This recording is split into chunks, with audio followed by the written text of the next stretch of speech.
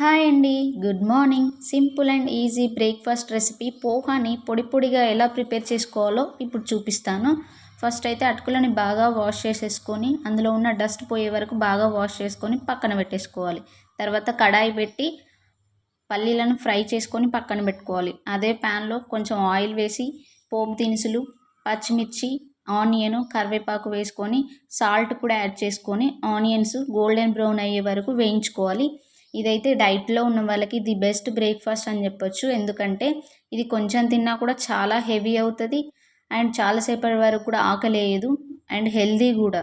So తర్వాత అయితే పసుపు కూడా యాడ్ చేసేసి పోహా యాడ్ చేసేసుకోవడమే. పైనుంచి కొంచెం వాటర్ చిలకరించి మూత పెట్టేయాలి. ఆ వాటర్ తడి వల్ల అది బాగా ఉడికిపోయి మంచిగా మెత్తగా అవుతుంది. తర్వాత ఫ్రై చేసిన పల్లీలు, సన్నగా తరిగిన కొత్తిమీర యాడ్ చేస్తే healthy and tasty breakfast ready. మీకు నచ్చితే లైక్ చేయండి, సబ్స్క్రైబ్ చేయడం మాత్రం